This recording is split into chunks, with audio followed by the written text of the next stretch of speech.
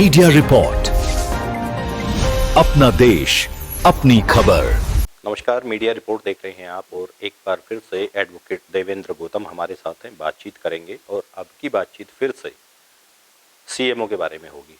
आखिर कहानी क्या है और क्यों सीएमओ बार बार ऐसा करते हैं कि वो बातों में, कहानी में और टेंडर प्रक्रिया में कहीं ना कहीं फंस जाती हैं।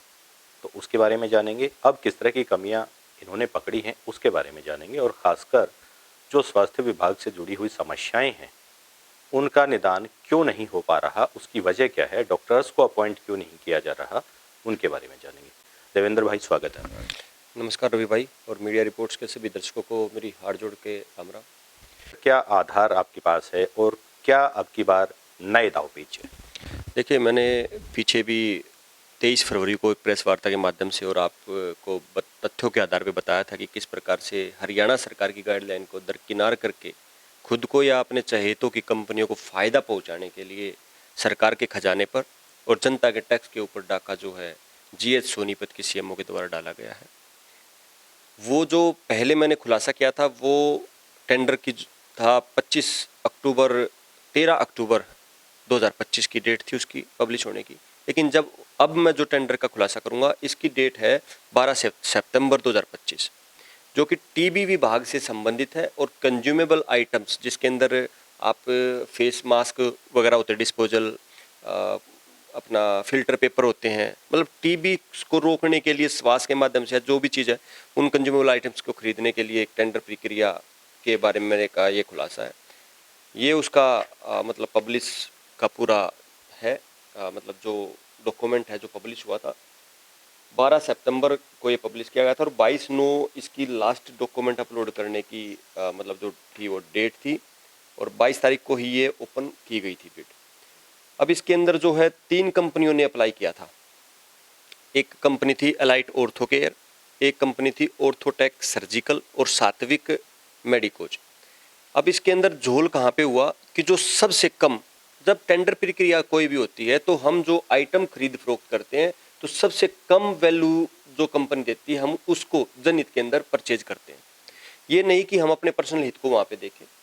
तो एक सात्विक मेडिकोज जो कंपनी है इसने जो टोटल कॉस्ट जो आइटम्स थी वो 60 मतलब 40 के आसपास के जो आइटम्स थी, ये आइटम्स हैं कंप्लीट 60 ये आइटम्स है जिनको खरीदने के लिए जो टेंडर था ये पब्लिश किया गया था। तो इसमें सात्विक जो कंपनी थी उसने जो रेट कोट किया पर्टिकुलर नंबर ऑफ 1, एक नंबर के हिसाब से कि मैं अगर एक मास्क दूंगा तो कितने रुपए का दूंगा, तो उसकी अगर हम 60 आइटम्स की अगर हम कॉस्ट कोट करें तो सात्विक ने दिया 24,408 रुपये। उसके बाद इलाइट ऑर्थो केयर ने दिया 59,389 रुपीज़ 20 पैसे। उसके बाद ऑर्थोटेक सर्जिकल ने इसको कोट किया 61,938 रुपीज़ 30 पैसा। तो ये 2 गुने रेट से भी ज़्यादा रेट था। लेकिन आगे जब टेक्निकल इसको देखा गया तो टेक्निकल रूप से जब लिया गया तो इस कंपनी को, सात्विक कंपनी को रिजेक्ट कर दिया गया। जबकि सबसे कम जो रेट दिया था वो सात्विक ने दिया था और इसको रिजेक्ट करके 2 कंपनी को टेंडर अलॉट कर दिया गया। अब मैं बात करता हूँ टेक्निकली भी, मैडम ने कहा डीएनआईटी की ये कोई मतलब नॉर्म्स को पूरा नहीं करता। उसमें तो ये डीएनआईटी के अंदर तो ये भी लिखा गया है कि भाई जो जितने भी डॉक्यूमेंट्स अपलोड होंगे साइट्स के ऊपर वो टोटल स्टैंप साइन होंगे। तो ऐसा कोई भी मतलब उसके अंदर नियमितताएं नहीं अपनाई गई है, सारी अनियमितताएं हैं। तो आखिर जब आपको 1 रुपए की चीज कोई 25 पैसे में दे रहा है और आप 1 रुपए में खरीद रहे हैं, ऐसी क्या मजबूरी जीएच सोनीपत के सीएमओ मैडम के सामने रही और क्यों इस प्रकार की खरीद फरोख्त वहां से हुई, ये बड़ा सवालिया निशान है। अब मैं रवि जी आपको एक चीज और दिखाना चाहूंगा कि एक टेंडर प्रक्रिया को अमल में लाने से पहले एक प्री कॉन्ट्रैक्ट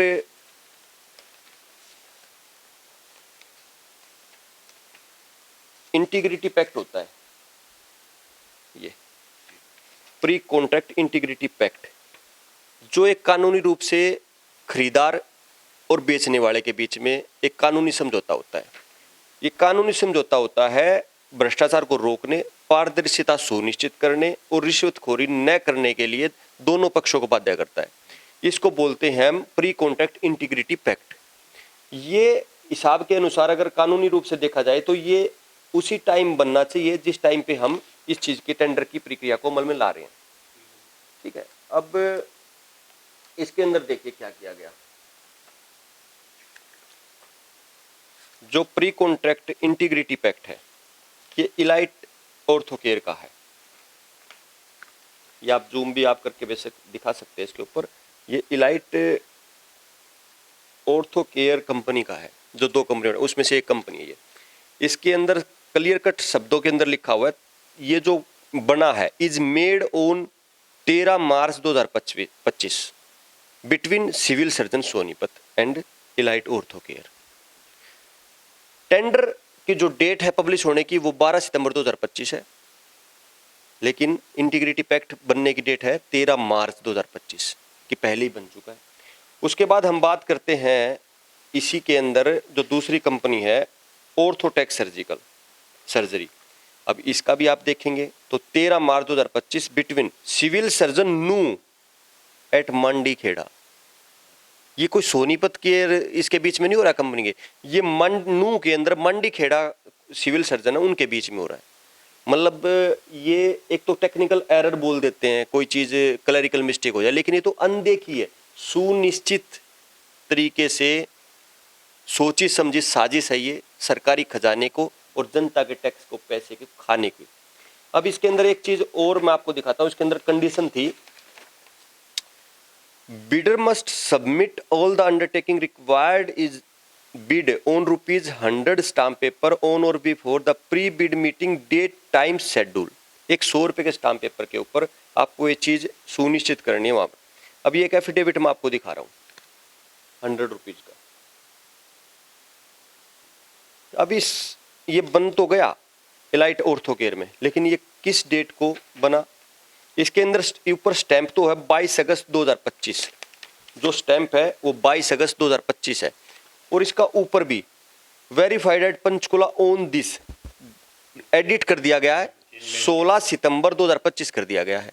12 सितंबर को पब्लिश हुआ, डॉक्यूमेंट के हिसाब से 16 सितंबर बना दिया, लेकिन इस डेट में 22 अगस्त 2025 है। अच्छा, जब हम ऑनलाइन डॉक्यूमेंट हम चेक करते हैं जो अपलोड हो रखे हैं, तो ये 22 अगस्त 2025 के साथ इन्होंने क्या खेल किया कि आप जब ऑनलाइन का आप ये देखेंगे इलाइट ऑर्थोकेयर का स्टाम्प पेपर जो ऑनलाइन अपलोड है, तो इसके अंदर से ये लोग डेट खा गए,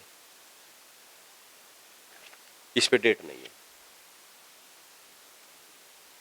कहीं ना कहीं उस फोर्जरी तो की, धोखाधड़ी की, डॉक्यूमेंट के अंदर एडिटिंग की, फैब्रिकेटेड डॉक्यूमेंट अपलोड किए, लेकिन अपने बचाव के अंदर कि कोई ऊपर से डाउनलोड करे तो ये एडिटिंग ये फैब्रिकेटेड दिखाई दे रहा है, लेकिन यहाँ से उस डेट को जो कि पीछे की थी उसको हटा दिया गया है।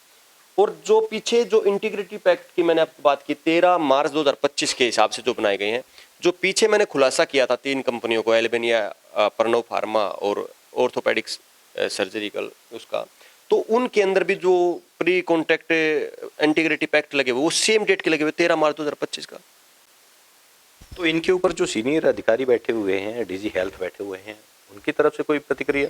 देखिए, डीजी हेल्थ सीनियर अब वहाँ, क्योंकि अपलोड जो होता है यहाँ से होता है, जो कमेटी बनती है वो नीचे जीएच लेवल पे बनती है, नागरिक अस्पताल के लेवल पे बनी। अब वहाँ पे जब टेंडर जाता है तो यहाँ से अप्रूव हो जाता है वो टेंडर। अब मैं आपको दिखाता हूँ, ये टेंडर अप्रूव हो गया। अब ये यहाँ का है। अब Elite Orthocare okay Satvik Medicos document required not provided as per DNA, ये यहीं से ओके होती है, ऊपर जाके तो सिर्फ अप्रूव करना पड़ता है। तो डॉक्यूमेंट यहाँ पे इस लेवल पे हो गया। अब जो जांच होती है वो भी इस लेवल पे होएगी।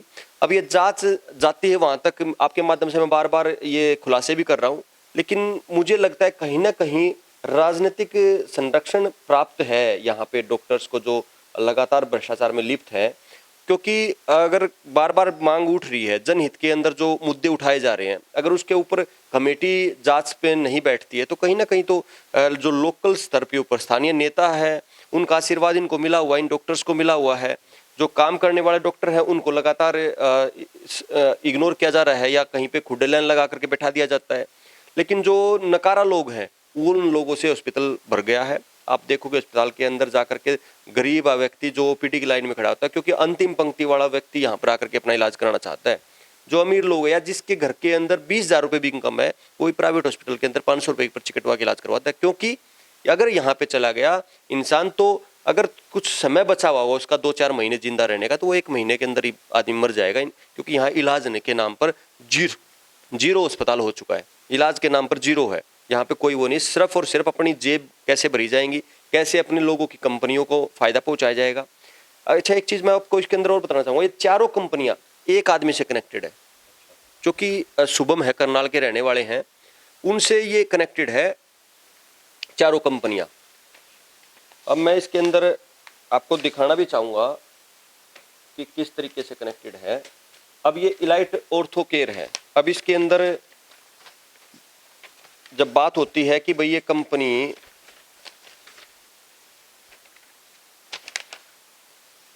इलाइट ऑर्थो केयर, ये इसकी जीएसटी फर्म है, रजिस्ट्रेशन सर्टिफिकेट है जीएसटी का। अब इसके अंदर मैं आपको दिखा रहा हूं। अब ये देखिए, अरुण सदानंद, ये पार्टनरशिप फर्म है। एक हो गया अरुण सनादन, एक आदमी, एक दूसरा आदमी है यशवनी वर्मा। लेकिन आप इसकी फोटोग्राफ्स आप देख पा रहे होंगे तो ये सेम है, एक ही व्यक्ति की फोटोग्राफ है सरकारी कागज के ऊपर। उसके बाद जब हम इसकी जीएसटी रिटर्न पे देखते हैं, इलाइट ऑर्थो केयर है, इस जीएसटी रिटर्न को सबमिट कौन करता है? Verified bye Shubham having pan number, उसी का पैन नंबर लगा हुआ है। वो 3 कंपनियां जो पहले मैंने खुलासा किया था वो भी शुभम की थी, ये भी शुभम की है, ऑर्थोटेक सर्जरी वो शुभम की है, 5 कंपनियां शुभम की है। मैं लगातार इस बात को डंके की चोट पे, क्योंकि मेरे पास तो हर तरीके से प्रेशर बनाने के लिए भी मैडम लोगों को भेज रही है, और किस तरीके से देवेंद्र गौतम को खरीदा जाए या किसकी आवाज़ को चुप किया जाए, वो सारे हथकंडे जो अपना सकती है जीएच सोनीपत के सीएमओ वो अपना रही है। फ़ोन भी आ रहे हैं कि वकील साथी का मेरे पास फ़ोन आया कि मैडम कह रही कि डिफेमेशन कीजिए वकील साहब, कैसे हम इसको रोक सकते हैं। तो मैं डंके की चोट पे आपके माध्यम से मैडम सीएमओ को कहना चाहता हूँ, मैं इन गीदड़ बबकियों से डरने वाला व्यक्ति नहीं हूँ। मैं मान सम्मान वाला और जनता की जन भावना को देख करके काम करता हूँ, तथ्यों के आधार पे बात करता हूँ। आप तथ्यों की लड़ाई लड़िए, मुझे झूठा साबित कीजिए। आप मानवानी क्या, मुझे आपके ऊपर तो नेताओं का हाथ है, आप जेल में डलवा दीजिए, चक्की पिसवाइए मेरे से जेल के अंदर डलवा कर। लेकिन ये इस प्रकार की चीज़ें मेरे को डरा, आप सोचते हैं कि मैं डर जाऊंगा या मैं जुबान को बंद कर लूँगा, घर बैठ जाऊंगा, तो ये बिल्कुल गलत है। इन चीज़ों से आपका काम नहीं चलने वाला। अच्छा रवि जी, इसके अंदर जब डॉक्यूमेंट के अंदर छेड़खानी होती है, ये बिल्कुल फोर्जरी के अंदर जाता है। अगर हम एक आम व्यक्ति किसी डॉक्यूमेंट के अंदर सरकारी विभाग के अंदर कोई डॉक्यूमेंट फोर्जरी करके दे दे, तो उसके ऊपर संगीन धाराओं के अंदर अपराध जो श्रेणी के अंदर आता है, और मुकदमा दर्ज करवा करके उसको जेल डालने की तैयारी कर दी जाती है। लेकिन एक सरकारी अधिकारी ही बाहर की कंपनियों के साथ मिल करके डॉक्यूमेंट को फैब्रिकेटेड करके अपलोड कर रहा है। अगर नहीं कर रहा तो मैडम उसके ऊपर स्पष्टीकरण दे कि मेरा कोई हाथ नहीं, इसके अंदर कंपनियों ने गोलमाल किया हुआ है, उनको ब्लैक लिस्ट करवाए मैडम उन कंपनियों को, अगर मैडम का इसके अंदर रोल नहीं है। नहीं तो इसके अंदर बीएनएस की धारा 336(1), 335, 336 की 2, 337, 338, 336 की 3, 336 की 4, 340 की 1, 340 की 2 और 318 की 4 धाराओं के अंदर संगीन अपराध बनता है, एफआईआर दर्ज होनी चाहिए। इसके अंदर अगर मैं आईपीसी की धारा की बात करूं तो 463, 64, 465, 66, 67, 68, 69, 70, 71 और 420 आईपीसी की जो हमारी पुरानी धाराएं थी वो बनती हैं, और इसके ऊपर दर्ज होनी चाहिए। हम सरकार से भी यही मांग करते हैं कि भाई अगर दूध की बिल्ली रखवाली को बिठाओगे, कमेटी बना दी आपने हॉस्पिटल के इंटरनल स्टाफ की ही, तो वो दूध की रखवाली करेगी मतलब दूध क्या करेगी? तो आप ऐसा काम क्यों कर रहे हो? अगर आपको रियलिटी में हकीकत में आपको जांच करानी है तो मैं माननीय मुख्यमंत्री जी से भी निवेदन करता हूँ कि सीटिंग या रिटायर्ड जज की निगरानी के अंदर एक इंडिपेंडेंट कमेटी गठित हो जो कि दूध का दूध और पानी का पानी कर सके, विजिलेंस जांच हो, फोरेंसिक ऑडिट हो इन टेंडर्स प्रक्रिया का कि किस प्रकार से कैसे फायदा पहुंचाने के लिए टेंडर हुए हैं। एक चीज आप एक सोचिए कि जो कंज्यूमेबल मास्क है हमारा, डिस्पोजेबल मास्क जो एक बार यूज होगा फेंक देंगे हम, जो मास्क लगाते हैं वो 5-5 रुपए के अंदर खरीदा जा रहा है, 4-4 रुपए के अंदर। वो आइटम क्या है, 1 रुपए के 2 मिलेंगे अगर वो थोक में हम लेने लग जाए तो कितनी लाख खरीद लिए होंगे। अब वो तो एक जांच का विषय जब आएगी, और मैं जांच करवाने के लिए, अपनी भी जांच करवाने के लिए तैयार हूँ। जो मैं बोल रहा हूँ अपने शब्दों के ऊपर मैं अड़ी हूँ। आप ये सरकारी कागज है, मेरे घर के एक फैब्रिकेटेड डॉक्यूमेंट थोड़ी है कि मैंने अपने घर पे बैठ के बनाए हैं, ये सरकारी कागज है। ऑनलाइन भी अवेलेबल है, आप निकलवाइए ना, कीजिए जांच। अगर आप उसके अंदर आप वाकई में भाजपा सरकार चाहती है कि भाई हमारे मतलब सरकार के अंदर कोई भ्रष्टाचार नहीं हो रहा, तो भ्रष्टाचार तो मैं दे रहा हूँ ना डॉक्यूमेंट आपको, आप हिम्मत तो दिखाइए। 5 विधायक सोनीपत में है, डायरेक्ट इनडायरेक्ट रूप से भाजपा के ही हैं, ठीक है, तो और प्रदेश अध्यक्ष भी भाजपा के सोनीपत से ही है। सवाल कौन करेगा इनसे? अब उपायुक्त महोदय नागरिक अस्पताल सोनीपत का, नागरिक अस्पताल गोहाना का जा करके दौरा करते और बड़ी अच्छे तरीके से कहते क्लीन चिट दे दी, बड़े अच्छे तरीके से सारी चीज़ें सिस्टमेटिक ढंग से हैं, लेकिन ग्राउंड हकीकत तो आप जानिए, पानी बह रहा है ओपीडीज के रूम के अंदर, लगातार ओपीडीज के अंदर बार बार लाइन है, डॉक्टर्स नहीं है, और आप क्लीन चिट दे रहे हैं। मैं तो उपायुक्त महोदय, मतलब आप एक वन मैन, एक ऐसे पद पर ऊपर बैठे हो जो पूरा जिला रूल करते हैं आप, और लेकिन उसके अंदर जाकर के आपको जांच करने की बजाय आप उसको क्लीन चिट दे रहे हैं अपने आप में। तो 29 तारीख को मुख्यमंत्री भी आ रहे हैं अपने सोनीपत में गोहाना में एक रैली को संबोधित करने। मैंने पूरा खुफिया विभाग से भी और जो आला अधिकारी है जो मिलवाने में मेरी सहायता कर, क्योंकि मैं पॉलिटिकल बैकग्राउंड से नहीं हूँ, मैं काम जनता का प्रतिनिधित्व कर रहा हूँ, और जो डिमांड्स जो मांगे मुझे लगती है कि जनता का इसके अंदर नुकसान हो रहा है वो उठाता हूँ। तो इसके अंदर सरकार बदनाम हो रही है, लोगों को लगता है कि सरकार करवा रही है ये। तो मैं ये चीज़ मुख्यमंत्री जी के संज्ञान में लाना चाहता हूँ कि आखिर क्यों स्थानीय विधायक या स्थानीय नेता ये बात उन तक क्यों नहीं पहुँचा रहे हैं। ये सवाल या निशान है यहाँ के नेताओं पर भी, यहाँ के मतलब पूरे तंत्र संत्र पर भी, जो भी यहाँ पर लोगों से वोट मांगते हुए घूमते हैं, और जब उनकी परेशानी होती है उनको ये भ्रष्टाचार दिखाई नहीं देता। कहीं ना कहीं ऐसा प्रतीत होता है कि भाई सबकी अपनी मिली भगत है। हालांकि ये मुद्दे विपक्ष को उठाने चाहिए, मैं तो विपक्ष नहीं हूँ, मैं तो एक आम आदमी हूँ आज, लेकिन ये फिर भी मुझे मजबूरी में उठाने पड़ रहे हैं, क्योंकि विपक्ष सोया हुआ है। विपक्ष होता तो ये इतना बड़ा नगरीय सरकारी नागरिक अस्पताल के अंदर है, क्योंकि मूलभूत सुविधा में स्वास्थ्य, शिक्षा, बिजली, पानी, ये कहाँ है, ये हमारी मूलभूत सुविधाओं में आती है। तो ये चीज़ हम मुख्यमंत्री से मिलकर के उनके सामने मांग भी रखेंगे कि इसकी जाँच हो। अधिवक्ता देवेंद्र गौतम से हमने बातचीत की, और बातचीत में लगभग ये साफ हो गया है कि सरकारी अस्पताल में कहीं ना कहीं झोल तो जरूर चल रहा है। अब देखना ही होगा कि सरकार इसकी जांच कब करवाएगी। आप देखते रहिए मीडिया रिपोर्ट। मीडिया रिपोर्ट पर खबरों से जुड़े रहने के लिए चैनल को सब्सक्राइब करें और देखते रहें मीडिया रिपोर्ट।